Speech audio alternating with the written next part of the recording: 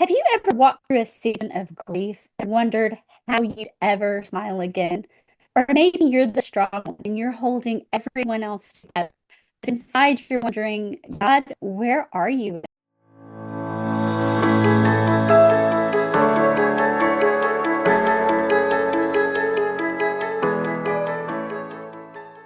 If this sounds familiar, today's episode is going to minister to your soul.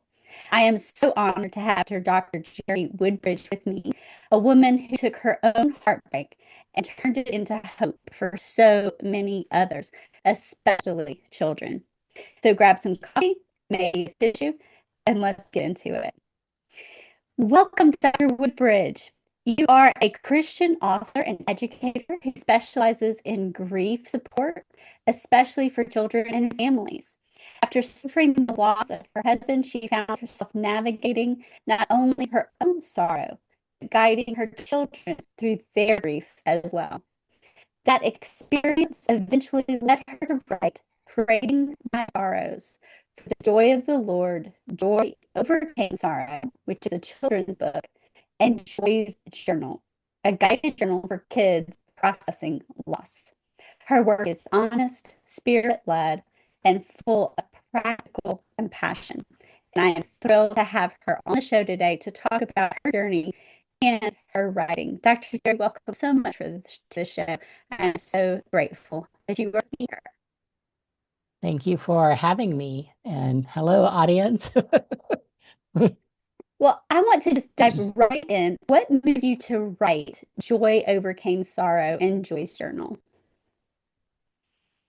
Actually, I was challenged to write the book when I originally wanted to do a TEDx speech. Oh, So I had gotten backstage passes so I could see what the process was like. And then we would have a meeting with a bunch of business women at the end of the weekend. And when it came my turn, everybody was very business oriented. It's like, I want to sell my products, I want to get clients, I want to do all this. And I was just like, that's not me. mm. I wanted to do a TEDx speech on how ballroom dancing helped me move through grief. Oh, So, because I became a widow in 2004, I was a young widow with children. mhm. And about 6 months after um, my husband had passed, I just kind of felt stuck and needed to do something new and different.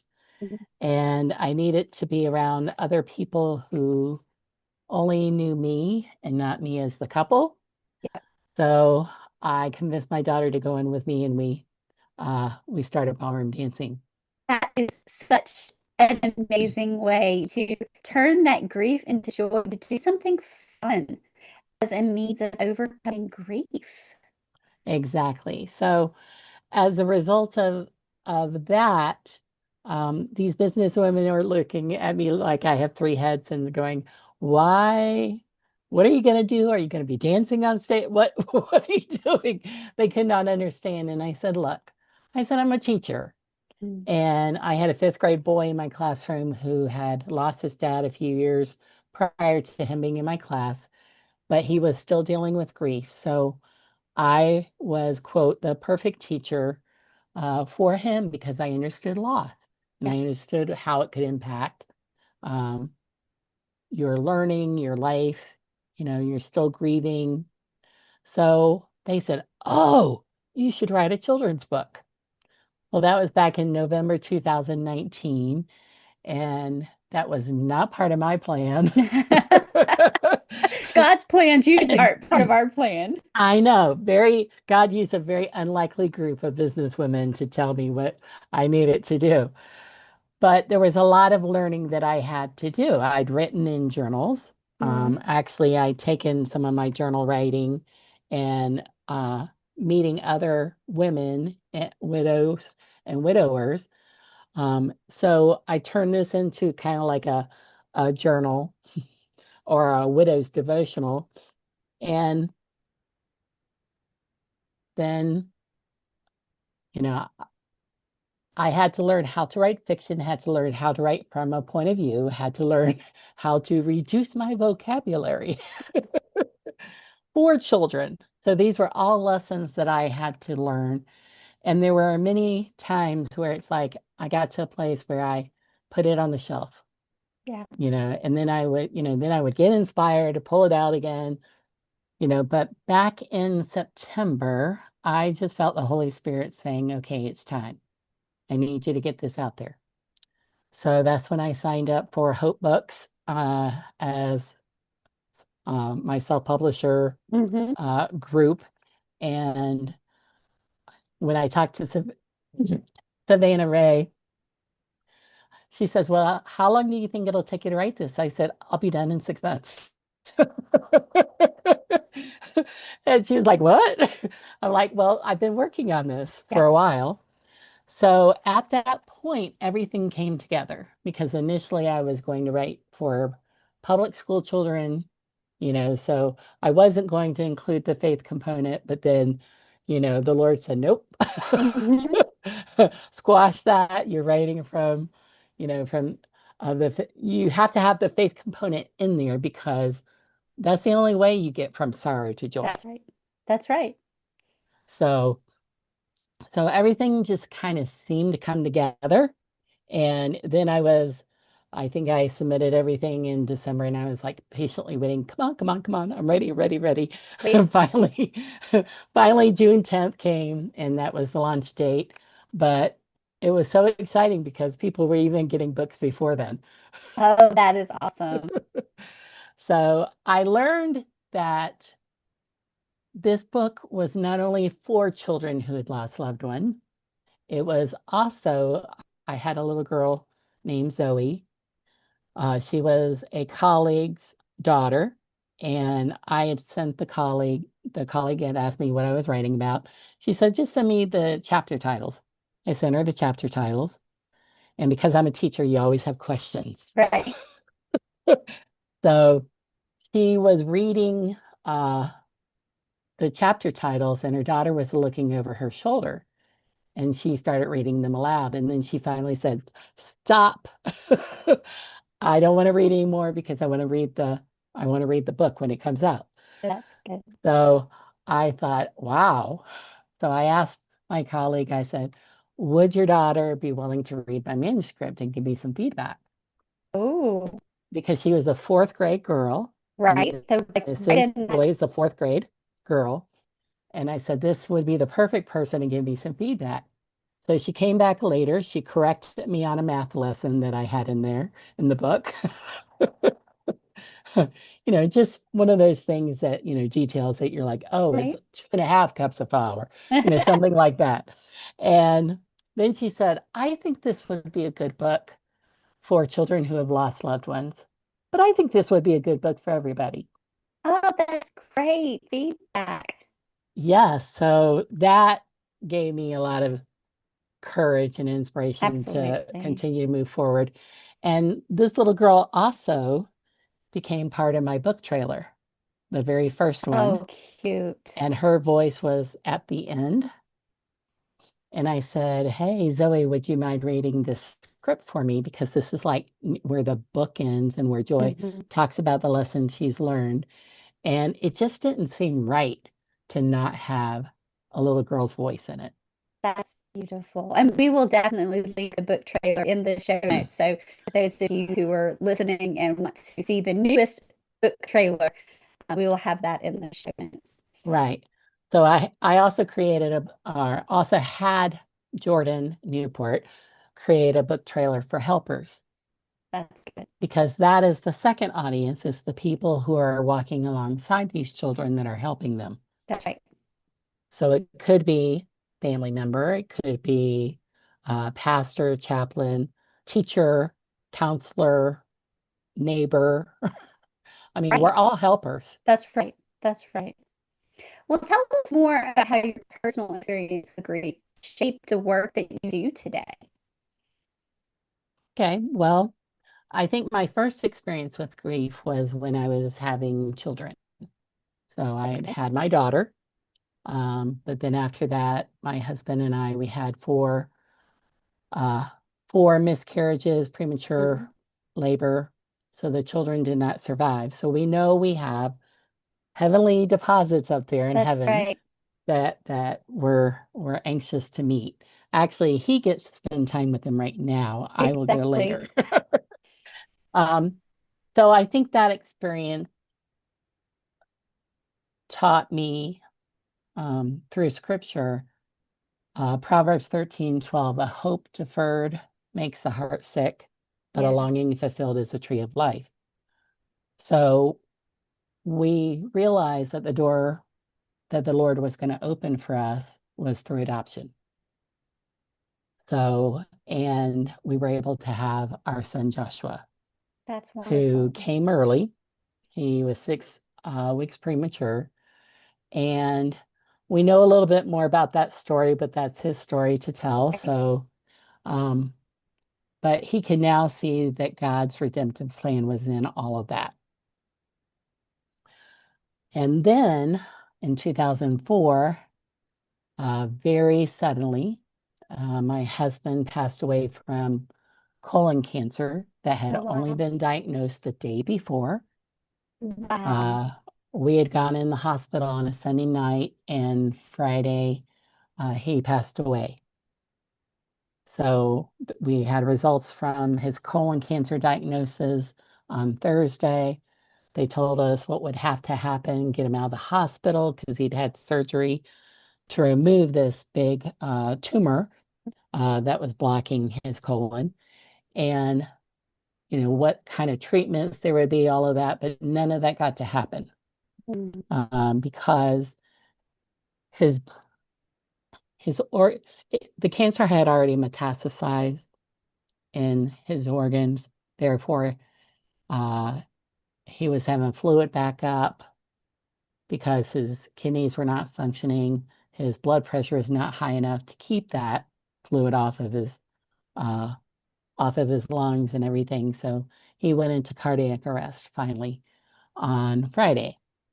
So I have to call my children in where they were in different places because different people were watching them. Mm. And my daughter was 16, my son was 12 at the time, and bring them to the hospital and tell them that their dad had passed away. Well, if you are a widow with children, your first go-to is I've got to take care of my kids. Right. I got to make sure I got to take care of the funeral arrangements. I got to make sure, all the family knows where to come. So you get involved in that busyness Mhm. cycle.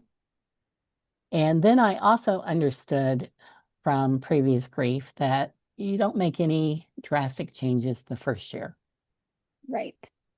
So I started home projects, things like that, things that would, just to be available to my kids. I wasn't working full time at the time. But after that first year, it was kind of like, oh, I need an income. Yeah. So I was able to get a job in Indiana. So that meant moving from Jacksonville, Florida to Marion, Indiana. That's a huge move. It is a huge move. So I had a new job, had a new house. So I focused all on that for the second year.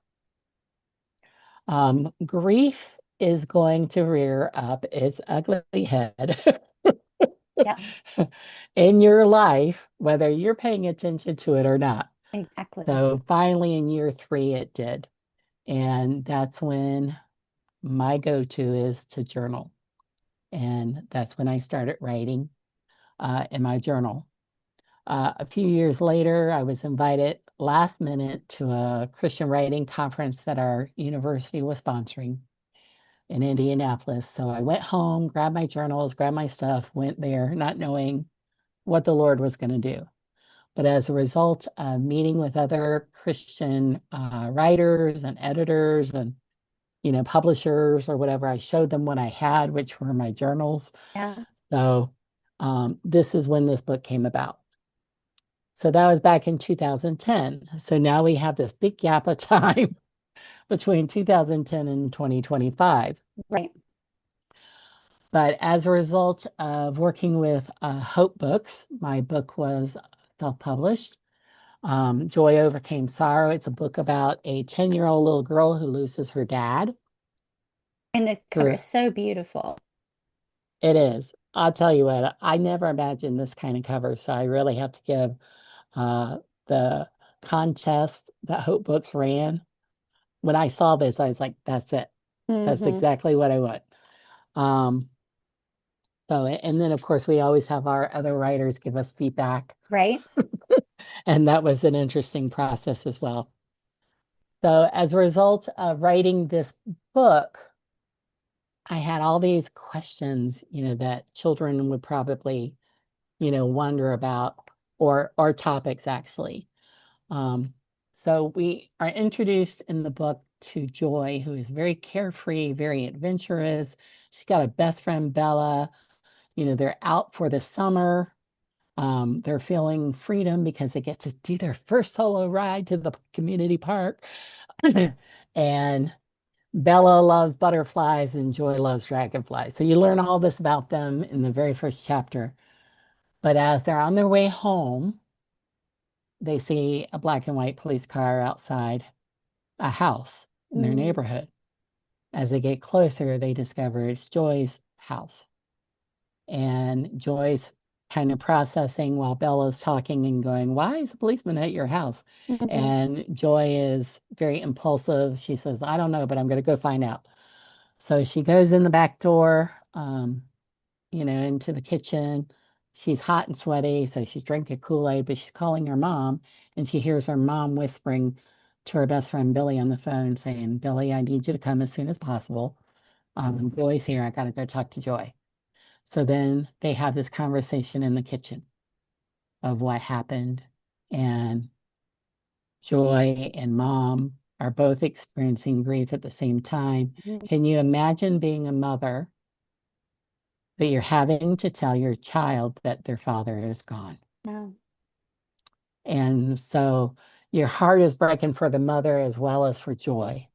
But Joy is uh, about 10 years old and she's just trying to process. Children at this age, while they can handle learning about death, they Yeah. have so many questions and they're so literal Right. thinkers.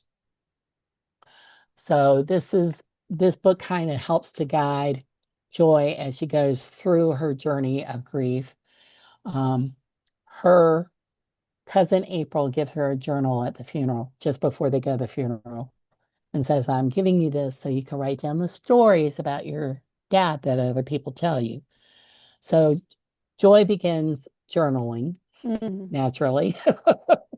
and and part of the journal process really does help Joy come to terms that her dad is gone, but she's got this memory book.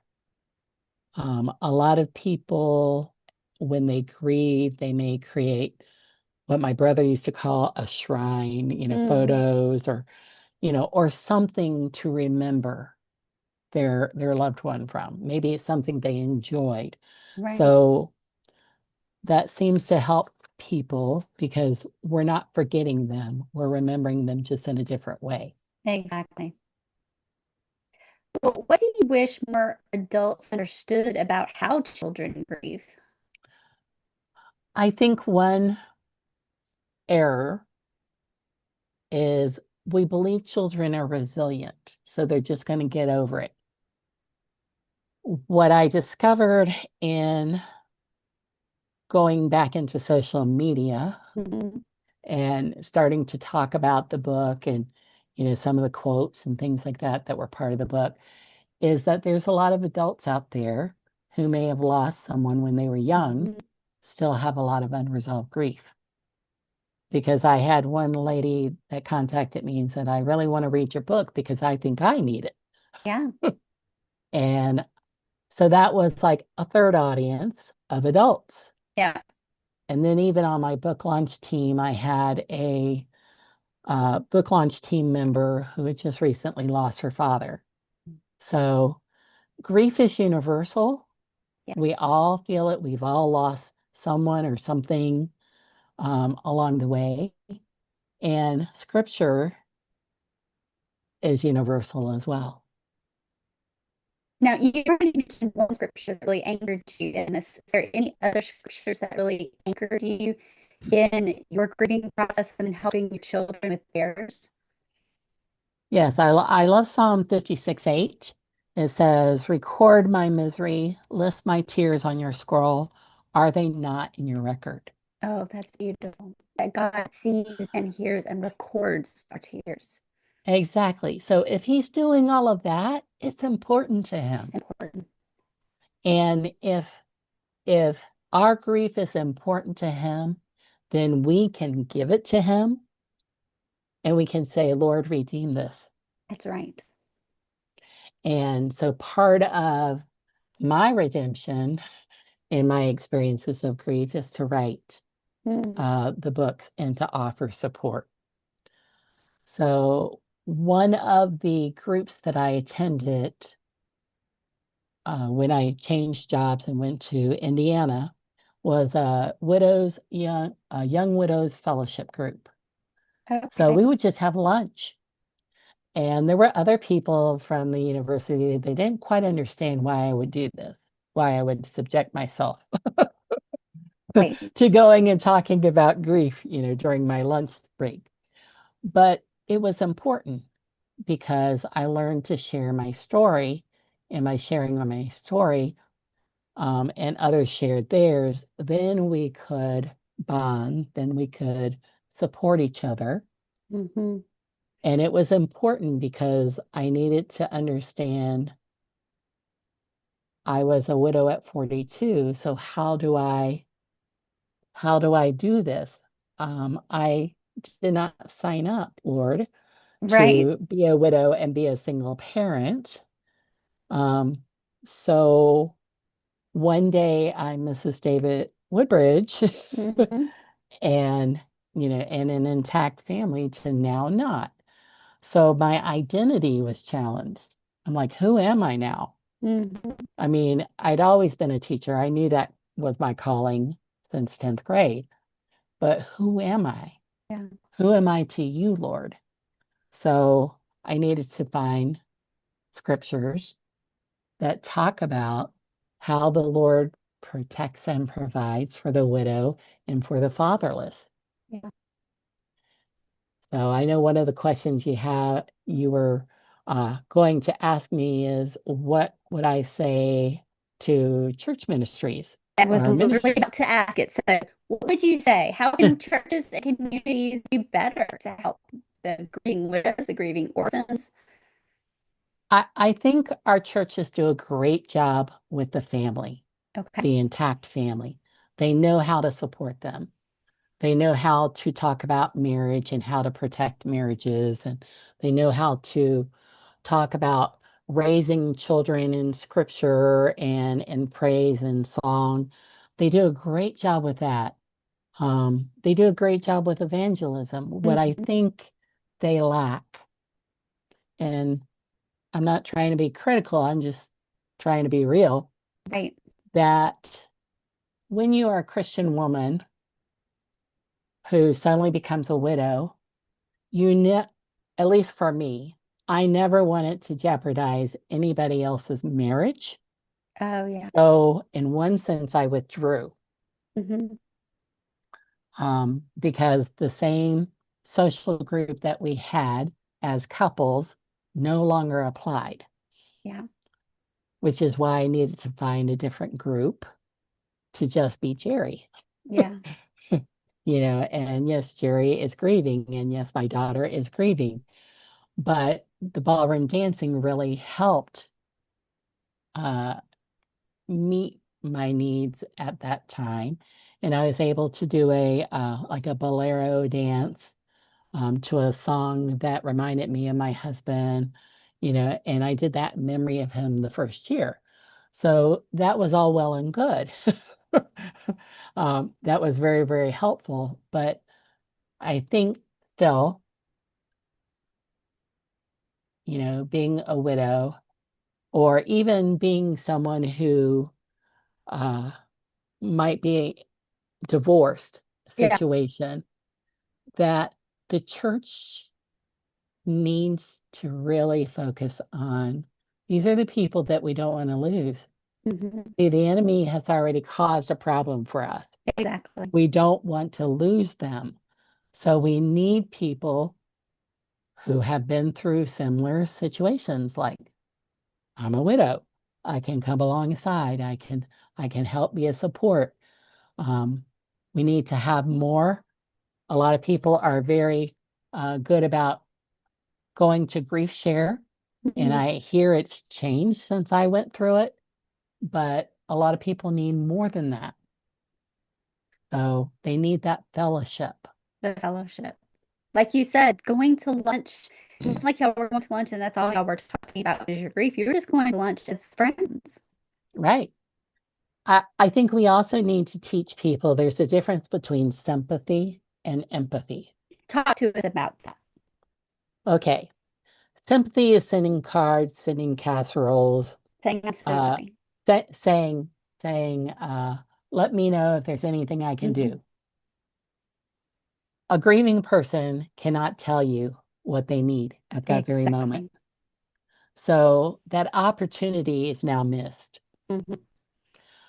What grieving people need is someone who will come and sit alongside them, someone who will schedule them for coffee or a lunch a month, 2 months, 3 months down the road, someone who will send them a text and say, I'm thinking about you, I'm praying for you, what can I pray for?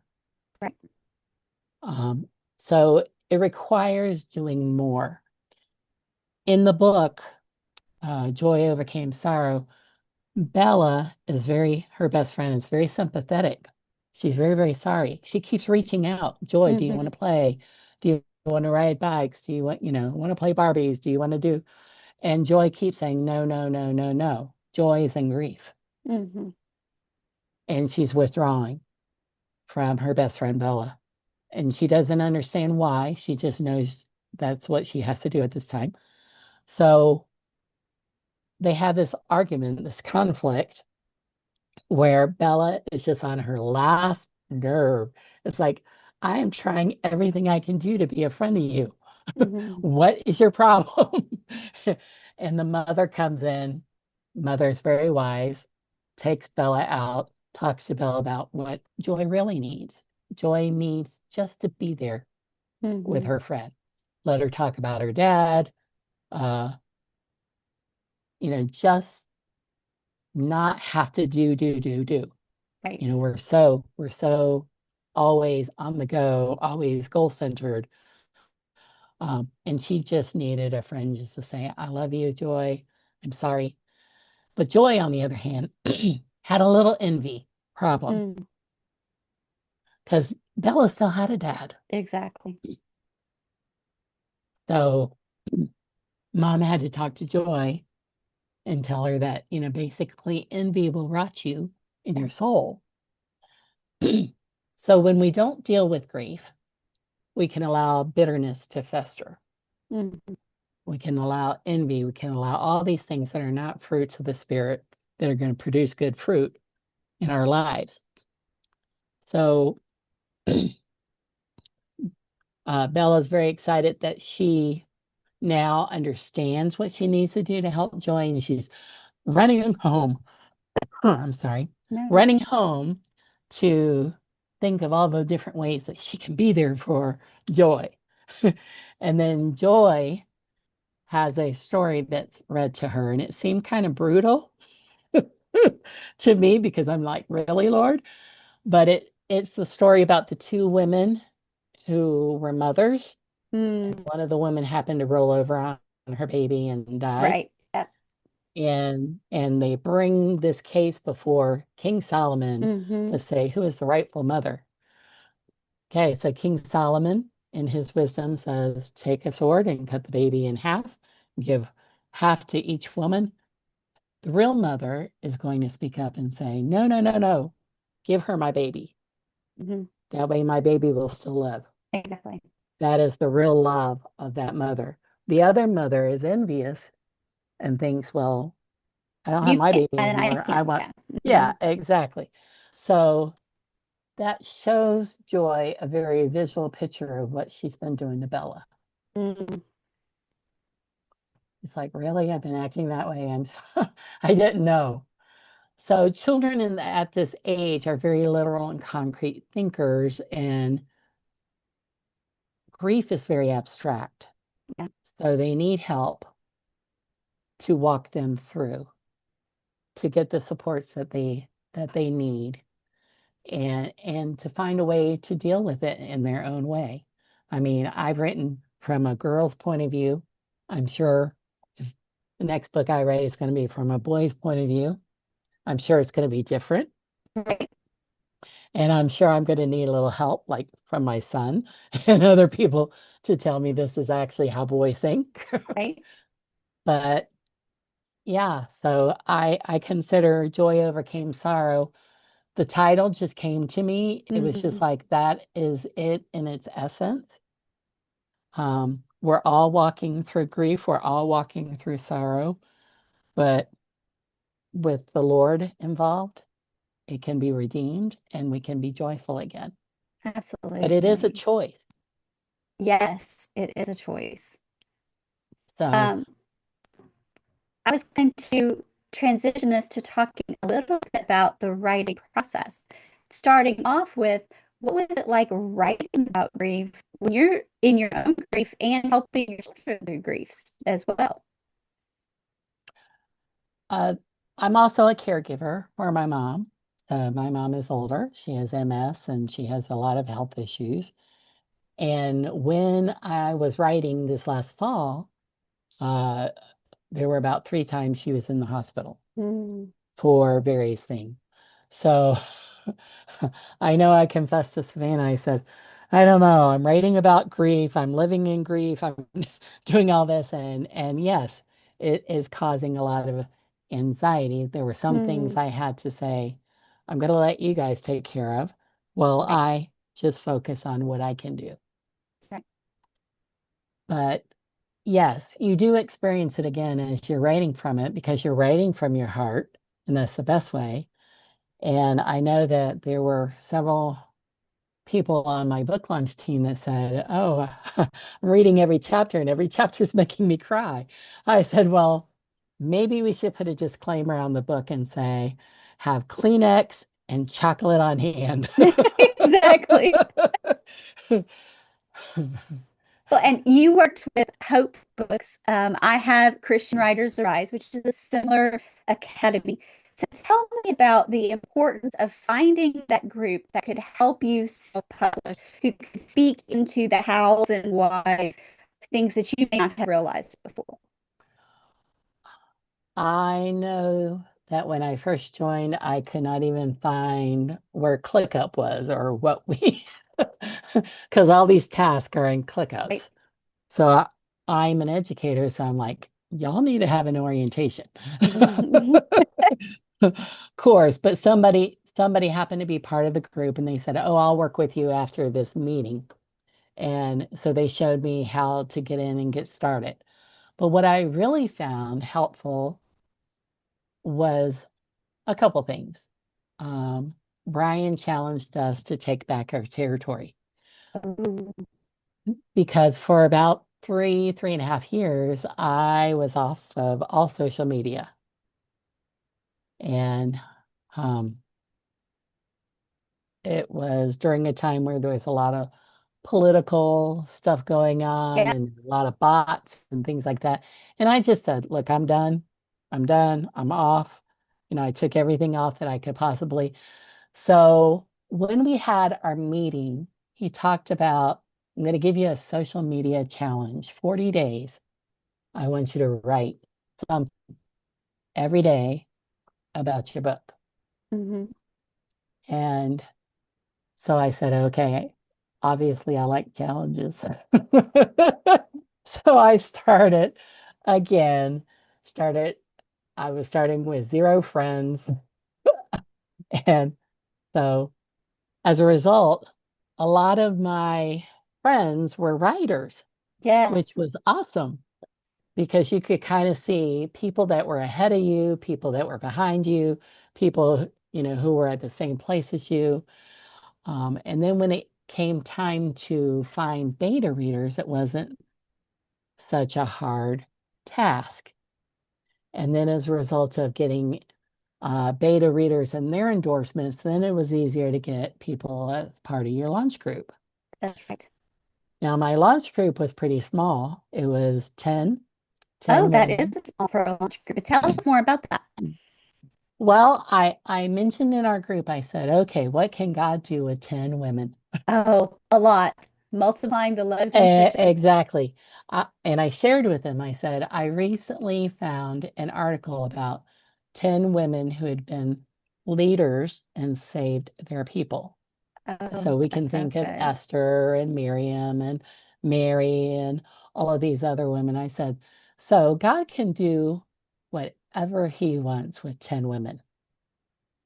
Amen. I love that faith piece and truly putting our faith in Christ because so many times we'll say, oh, we believe that God can do that, but we don't put our weight on it. We just give lip service.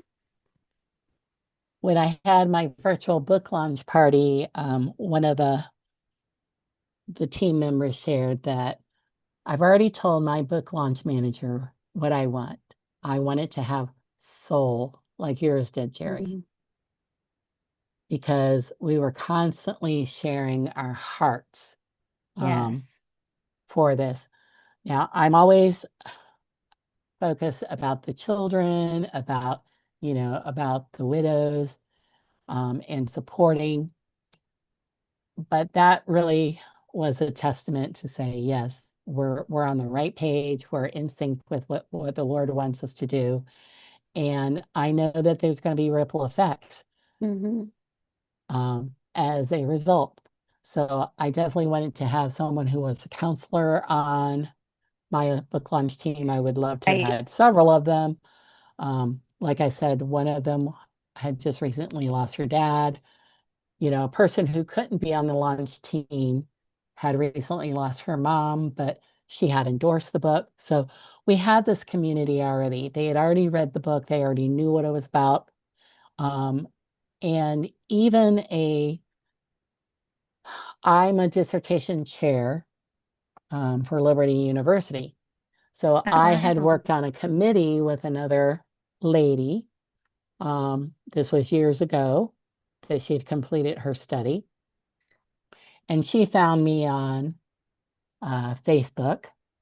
And then she shared her story. She said, I have grandchildren who lost their dad, my son, and she became a very um, prominent sharer of information with everybody on social media. So we never know who the Lord's going to bring into our path. That's right. And so I did something last week that I really always had this idea that I was going to work or do something with Focus on the Family because Oh, okay. I live just down the road or just up the mountain path. I live in Woodland Park and Focus on the Family's in Colorado Springs. So I had called them one time. I said, I want to get my book in your bookstore. And they're like, well, we can only take books from certain publishers, that kind of thing. And I'm just like, what? Wait a minute. I'm a Christian writer. God's called me to do this. And Mhm. this is a book that belongs in your bookstore. So I decided once I had book in hand, I was going to make a visit. Just deliver. Yeah. Love it. More. Keep going. So I went to the bookstore, asked to speak with the bookstore manager. She looked up the book. Our books are printed from Ingram Sparks, Yep. so she could see it there. But then she came and she goes, but I'm not going to make enough profit to put the book in the bookstore, um, to put it in there. And I said, well, I said, come here. I just want to share with you. I want to show you this book Mhm. because there's nothing like it. There's nothing written from a child's point of view on how to walk through the grief cycle or how to get through it that first year. There's nothing out there that I Mhm. can find. I can see like Bridge to Terabithia where they talk about loss of a friend, Right. but nothing really that is this concentrated and focused. And so I'm sharing with her the book titles, and she goes, yeah, I have grandchildren who lost a parent as well. And I said, so you understand that the message is important. So I said, what would you advise that I do? Mm-hmm. And she said, I would walk over to administration and try to get a meeting and see if they can put you on a broadcast. So I walked over there, talked to the receptionist, left uh, a copy of Joy's journal and Joy Overcame Sorrow. I'm sharing with the receptionist, who's a very sweet lady. Her name's Megan. And anyway, I showed her the book trailers. She's watching them. She recognized my voice on the second book trailer, and she's like, "That's you." And I said, "Yes, that's me." She goes, "Well, write out all your information." She gave me an email uh, for program scheduling or program suggestions. So I sent that. I share this on Facebook saying I just did something brave or something bold. Bold. Yes. And brave. Bold. And I have a friend who has a contact in Focus on the Family that she was going to get in touch with. And she's in the counseling area, Focus on the Family. I said, this fits right in. Perfect. And so that's another phone call I plan to follow up with. So I think it's going to happen. So I just ask people to pray. I got more responses on that social media saying, Absolutely. this is my need. This is what I need. And that's what I would advise other writers who are listening. Be bold. Don't think that because you call and the book guy answers the phone and says, oh no, it has to be X, Y, or Z, that you just accept that as the answer. Like, Right. be bold. Go and keep talking.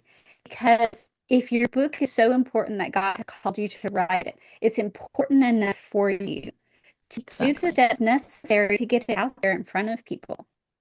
Exactly. And an organization like Focus on the Family focuses on the family. Mm-hmm. And so then what So, happens when that family is no longer intact? exactly. And then, I mean, God can redeem that family in a lot of different Absolutely. ways, but sometimes it's, you know, some women choose to remain widows the rest of their lives, but they're not spent. They're not Mm-hmm. burned up. They still have gifts that God wants to use. And, they sometimes they just need to know who they are. That's right. Absolutely. Absolutely. So, what was your favorite part about the writing process? I love the creativity. Mm, I I mean, I know there are certain people, I mean, there are some people that say they just get downloads, and they can't type fast enough. Um, to me, it took a little bit more time. I found that my academic brain, my hmm. editing brain, could not be on the same page as the creative brain. Exactly. You have to turn one off, deal with the other. Hmm. Exactly. So, um, I would do a lot of writing at night just because I'm a more of a night owl. That's when things are quiet. That's when mom's in bed. That's when Yep. dogs are settled. So that's just when the Lord would inspire me. Um, I have other projects that He's given me in that interim time between writing. He told me to write a script Oh, uh, all wow. about all about Christian radio. So it would be a musical. So I'm hoping um, that will go forward soon. I've tried to write to Caleb. I can't get past the gatekeepers. Mm, So, but I think it would be very powerful to have kind of a musical performance, theater performance, or whatever that talks about just what Christian radio stations do to help us develop our faith, help us know who God is, and then show us the point of redemption. Absolutely. Well, what was the most challenging part of the writing process for you? Vocabulary. Bringing it down to the level. Yes, being academic, I have my doctorate as well, so I understand completely. Like you're writing your dissertation, that's a whole different um, genre. Well, I did not write this book in Chat GPT, but I did have a friend tell me, okay, submit your manuscript through Chat GPT and tell it to change the vocabulary so it would be from a 10-year-old child's point of view. Finally, that worked. Yes, and I will say I love ChatGPT as my technology assistant. I Yes. don't approve of ChatGPT as replacing the human creativity, but No, I love it as a brainstorming tool, doing that very thing. Read through this and tell me the places where the vocabulary is not appropriate for this. Let me figure out a better way to say this. Give me 10 options to do X, Y, or Z. Using it as that tool, a great writer's tool. However, I've also seen really bad books, yours not being one of them, that they use ChatGPT to write the whole thing. And there's no input from that human author. Well, to me, then right. that's the ChatGPT authored book, not authored by the human author that put their name in the book. Exactly. No, there too much blood, sweat, and tears involved in this one. Exactly. Exactly. So, Um, I also wanted to ask you one other thing. Just it came up as a follow-up question to one of the things you said, because I have people in my writers group of self-published authors who really don't like social media. Now, I'm not talking to those that, for whatever reason, they have decided not to use social media. That maybe God has told them not to be on it for the season, or there's a reason they're not being on it. But for those who are just like, ick. I don't like it. Talk to me about what helped you and encouraged you and what results you've seen from using it as part of your book promotion plan. well, we were given basically a template to go from, and we could vary it. You Mhm. know, there were some times where there were some questions I wasn't quite ready to answer. Um, but one of the things was our XYZ statement. Mm, You know, what are we trying to do? I want to help exactly. children who have lost loved ones uh, to be able to go through the grief process and embrace joy. Yes. Because by embracing joy, I mean, think about it. When I'm with my grandchildren, I have a 14-month-old and a 6-year-old. When Oh, I am with wonderful. them, my heart is full. I am full of joy. They represent joy to me. Well, Yes. when a kid is grieving, that it you want them to, I mean, not they you can't hurry up grief, Right. but you want them to find joy again. Yes. You don't want to leave them stuck. Um, Same way with the widows and the widowers. We have a choice. Do we want to stay stuck or not? I mean, once I started feeling like I was stuck, I had to do something different. Hmm. So that realization motivated me to do something different.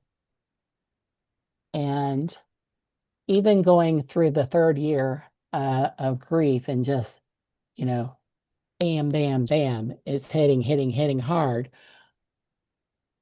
doing something about it because it's kind of like when you have grief, you have a whole bunch of hornets, Hmm. that are trying to get your attention, that are trying to get you to focus on. And all you need to do is capture one of those thoughts, put it on paper, focus on that, deal with that, find what the scripture says about that. And then, of course, you're going to have another day where you're all Hmm. around again. Okay, now I'm going to grab that thought So I was struggling with my identity. I found out that the Lord protects and provides and is going to be there. He's got my back. So if he's got my back, what do I have to complain about? Exactly. Exactly. I'm gonna follow you. I'm gonna do what you say, Lord. I'm going to go with what you tell me to do. Because remember, we think you should write a children's book. I knew it couldn't be a process book. It couldn't be like, oh, you're going through grief. So da Here's da what da you da da do. da. Yeah. Yeah, it couldn't be written like a teacher book. It Right. had to be written from a narrative, from a story, from a real life experience. Now it's funny because one of my book launch team members took a book to church for a family that had lost a grandmother. So the children were very close to the grandmother. So she took the book to church. The little boy likes to read books in church. So he's sitting there reading the book, Joy Overcame Sorrow. And at the end of the service, he walks up to her and he says, so tell me how do you know Joy?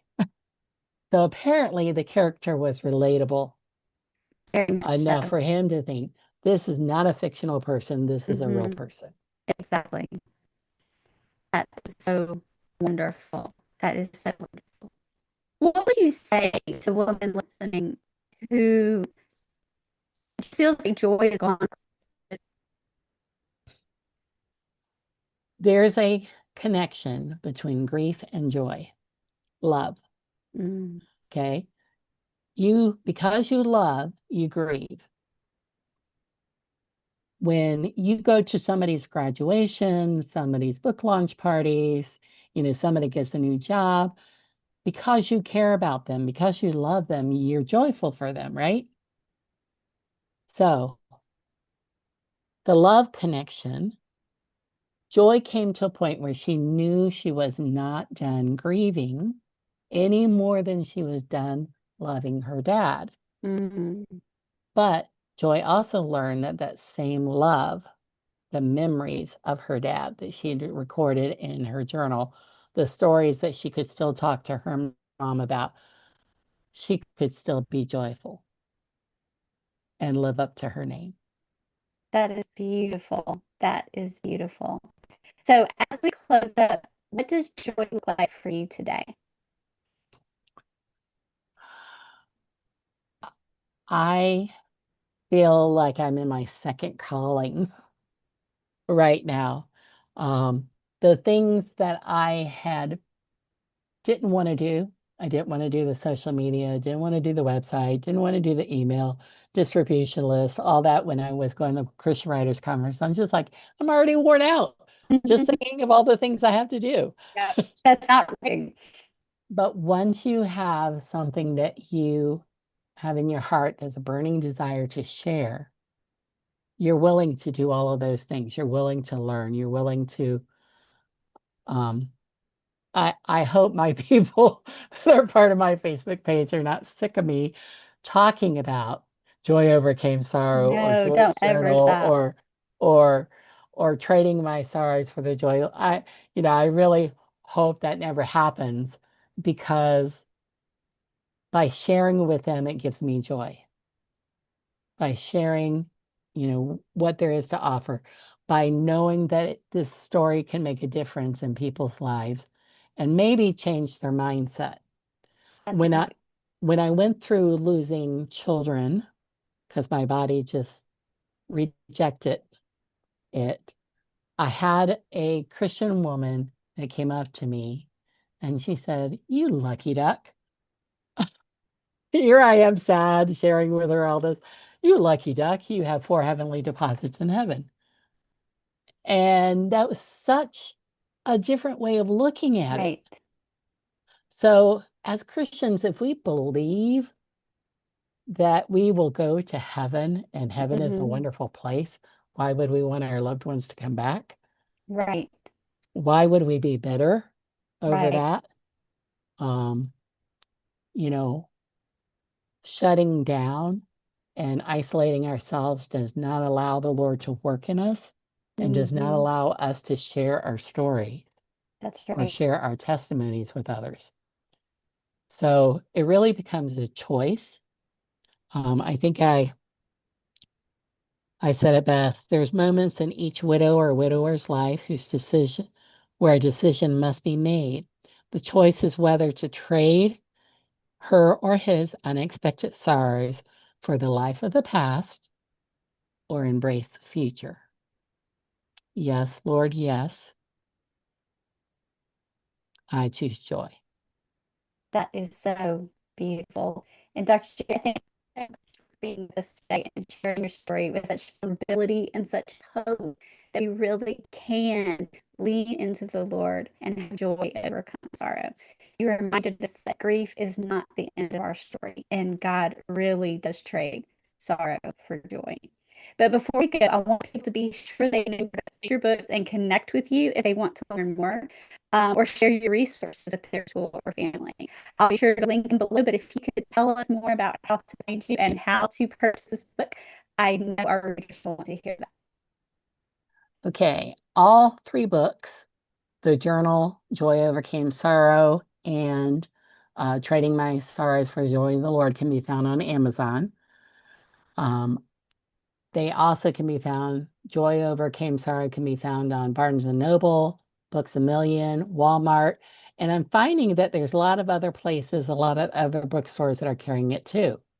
Wonderful. Um, I wanted to have some extra books of my first book on hand because I'm going to go to a writing conference, and I found it on Thrift Books. And it was cheaper than I could have gotten it from another Mm-hmm, mm-hmm. online venue. So jerrywoodbridge.com is my website. And I also have a blog on WordPress. It's Jerry L. Woodbridge. And I am writing grief resources and articles. And I have an article where I looked at children's books and, how those children's books looked at grief. Mm-hmm. Um, and so I'm going to continue to create additional resources. I could send you a PDF uh, about, how children grieve and what kinds of things people can do to help them. That would be wonderful. I'd be happy to share that with our listeners. And I was able to share with the Hope and Healing Place a couple of the books, Joy's Journal and Joy Overcame Sorrow, because they specifically, they're a place in Amarillo, Texas, that another social media person told me about that helped them through their loss. And so I know there are places out there. So if there are and they'd be interested in my books, please let me know and I'll be happy to get them to them. That is wonderful. And if you want to know more about how you can set up your own social media pages so that, like Dr. Woodbridge, you have a true presence. If you want to know what she was talking about with that XYZ statement, you can send me a comment below in the comments, and I would love to send you that resource that I have on how to transform your Facebook page or your Instagram page to optimize it for an author bio. And as always, I would love to know if you're interested in writing your own book and want help similar to the help that Dr. Woodbridge had in her program. Please let me know, and I would send you more information on Christian Writers Arise. Friends, I hope this episode reminded you that you are not alone. Whether you're grieving yourself or you're walking with someone right now who is, Dr. Woodbridge's resources are such a gift, especially navigating with kids. We'll link everything in the show notes, so be sure to check that out. If this episode blessed you, would you share it with someone who needs it or leave a quick review to help us get more messages of hope out into the world? Until next time, keep writing, keep healing, and remember that God is faithful even when life doesn't make